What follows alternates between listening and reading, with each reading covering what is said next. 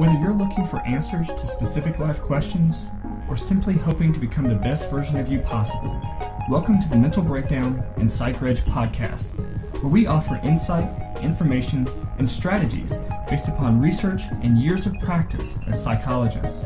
So sit back, have a listen, and get connected with our hosts, Dr. Berney Wilkinson and Dr. Richard Marshall. Welcome back. Richard, today we're talking about Chapter 3, School Age. And this is all about catching them being good. You know what? We've all heard the old, would it be called an adage or the old adage, the squeaky wheel gets the oil. Right. But I've heard it both ways. Squeaky wheel gets the oil and squeaky wheel gets the grease. Right. I don't know that it really matters, but the point is that oftentimes, as parents, we pay a lot of attention to negative behavior. If it's a big wheel, it would be grease. Yeah? Small wheel would be oil. I'm guessing. Think about it. Gigantic wheels, they need grease. Oil doesn't do enough. Doesn't? Little tiny gears would need oil. Thin oil. Okay. Okay. Sounds good. Sounds good. I think I'm right. I think I'm right on that one. I mean, you wouldn't put grease on a wristwatch. Yeah. Too thick. How did we get to this point? How did we get here? How did we get this low on that? So we're talking about school-age children. School-age kids. This would be kindergarten? Yeah, kindergarten through about 12. Through about 5th grade, 6th grade? Just prior to adolescence, but just for the teen years. Yeah. Okay, so elementary school, essentially. Okay, yeah. And so what we want to do in these years is catch them being good. Right. Okay. This is the period where we really start getting into kids pushing limits. We really start getting into kids having lots of expectations, lots of rules. There's lots of boundaries, whether it's at school or at home or on the playground or in organized sports. There's lots of rules and lots of expectations. And so what that often translates to are lots of opportunities for kids to fall short, kids not to meet our expectations. And lots of opportunities for parent-child interaction. Right. So here again, we're still dealing with young children, 8, 9, 10, 11 years old. And so there's plenty of opportunity for interaction at this age.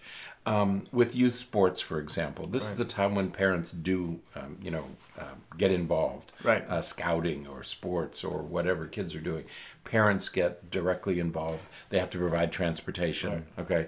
And so this is a time of fairly intense parental, or should be a time of fairly intense interactions. Right. But this is also a time where parents are handing over lot of the management of your child to somebody else, whether it's a teacher or a scout leader or a coach or the parents of friends of your child or whatever. And so we have this opportunity where kids are going to be placed in many different circumstances where the expectations of their behavior are going to vary. You can behave very differently at home than you can on the baseball field than you can at school. Right. And so because of that, we have to be very mindful of how much attention we are placing on negative behavior, on what we'll call quote-unquote misbehavior, behavior that we do not want to continue. Right. Yeah, I think the two big things that are happening during these elementary school years is you have this push for success. Right. Many parents get very invested and say, okay, I have to build this foundation during elementary school, so we have to get all A's and we have to be superior in all ways. And so you have that on the one hand. On the other hand, you have so many opportunities for kids to make mistakes. Right. And so you're spending a lot of your time being critical. They're not meeting your expectations. They're beginning to go out into the world and they're making friends that you don't approve of and that sort of thing.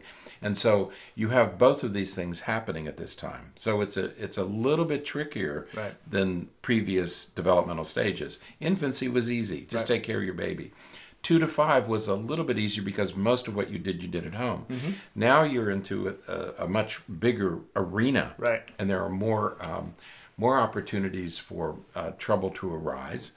and more opportunities to start moving toward negative attention right. rather than positive attention. Yeah. But we want you to be positive, catch them doing the good things. Right. Right. Yeah, absolutely. And so one of the strategies that we offer in the supplemental material, something we call the 5-to-1 ratio, right. and this the importance of kids during this stage of development, kids recognize quite handedly when they're being redirected or when they're getting in trouble, basically.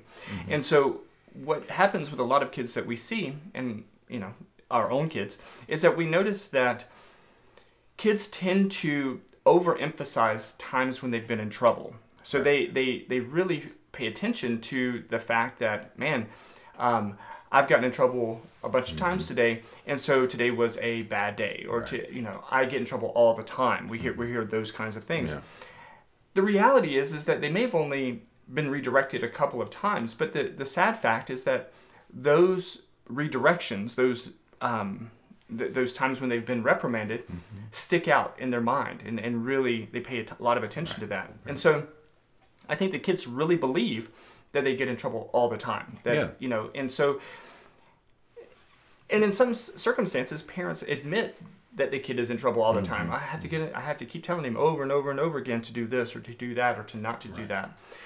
And so the 5-to-1 ratio is a little strategy that we encourage parents to use to help balance that out, so that we don't have so much negative. That's right. You have to think about the good things that they're doing. Right. Most of us have this tendency, we feel this obligation to shape our children and to to sand off the rough edges, and we tend to overemphasize their shortcomings, the things that we don't approve of, things that we think they should be doing better. Right. They're doing okay, right. And that's what most children say. Just I'm doing as well as I can, right. And they really do mean that, right. And eventually they're going to get there. So be gentle during these years. Yeah. At the previous developmental stage, we talked about by age 5, children should have accomplished these 3 things. Again, when you think about what should I be trying to do with my children, by the end of 3rd grade, kids should be reading at grade level. Right. They should have acquired all of their speech sounds.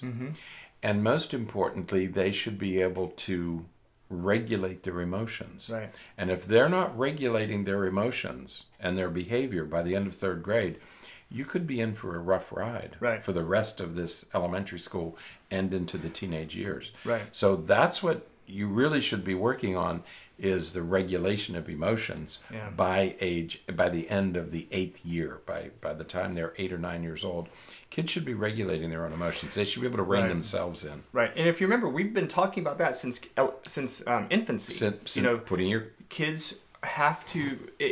Early on, it's behavioral regulation. Very early on, it's sleep regulation. And then it's behavioral regulation, handling, rules in different places. And all of those are precursors to emotional regulation. That's right. And so by this stage, this is where we need to have emotional regulation nailed down. That should be happening during elementary school. Right. I mean, those are your big obligations. And once again, we tend to focus on the academic. And the cognitive development and their academic development and getting all A's and how are they doing in sports and where are they and how are they competing with other kids. The 3 most important things, and of those 3, the most important is there should be emotional regulation. They should be able to regulate their emotions by age 8. And if they're not, you still have work to do. Yeah, absolutely. So, and the work is going to get harder. It gets harder each year. Yeah. It's harder each year. Yeah.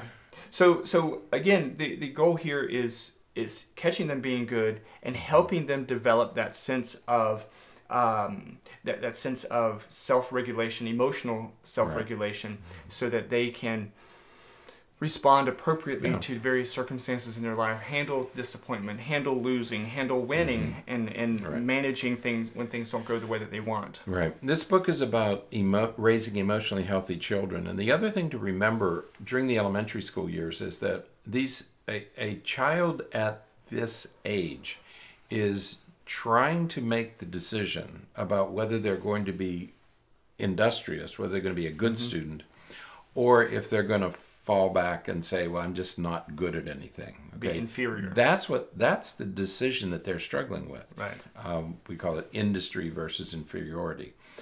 If you think about your child, remember, your child is struggling with industry versus inferiority.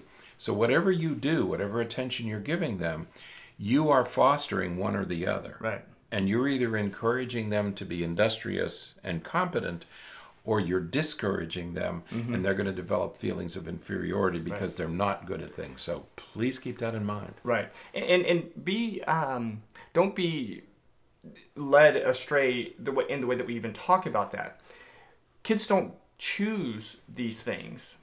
They don't decide, oh, well, you know what, I'm just going to be industrious, or no, you know what, I'm going to feel inferior. This comes from you, from the way that you interact with them, and from the way in which they find or don't find, I guess, success in their life. It's the messages they get from the adults in their lives, parents and teachers and family members and neighbors and other people who are shaping them. Absolutely. That's who's going to determine these things. Absolutely. So it all begins with you. Right. And That's the way in which you attend to them. So, Right. All right, that's it. That's it. Check out. You'll love chapter 3. It's a great chapter. Yeah. So, all right, that is it for today. As we've been announcing, the book will be released on Amazon as a Kindle book on January 31st. Right. Until then, all you have to do is click the link in the show notes and go to iTunes and write a review of the podcast, and we will send you a free copy of the EPUB version of the book. Right. Now, as we keep mentioning, I feel like I have to say this every time. The book. Well, when you write a review, I can't contact you through iTunes. It's just the way that iTunes handles that. So what you have to do is you have to jump onto the website then, thementalbreakdown.com, and hit the contact us. Send me an email that says, "Hey, this is my user ID. Right. I wrote a review. Send me my book, and I will send you the Happy EPUB. to send you one. Yeah. That's just really the Happy only way share. that I can get it to you. So, all right. So that's up to, until the 31st. You can get a free copy of the book. I'm going to do that. I'm going to write a review. I'll send you a copy of it. Okay. That's right. So, all right. Until next time, stay happy, stay healthy, and forget to be afraid. Thanks for sharing this episode of the Mental Breakdown and Psychreg podcast. Be sure to check out the show notes for links to follow us on Twitter and subscribe to our YouTube channel, where you will find all of our previous podcasts and much more. We would be honored if you would become a patron through patreon.com, where any donation you can manage will go to the development and creation of more content. Just visit patreon.com/thementalbreakdown for more information. Thanks again for listening. Have an awesome day, and we look forward to being back in your feed tomorrow morning.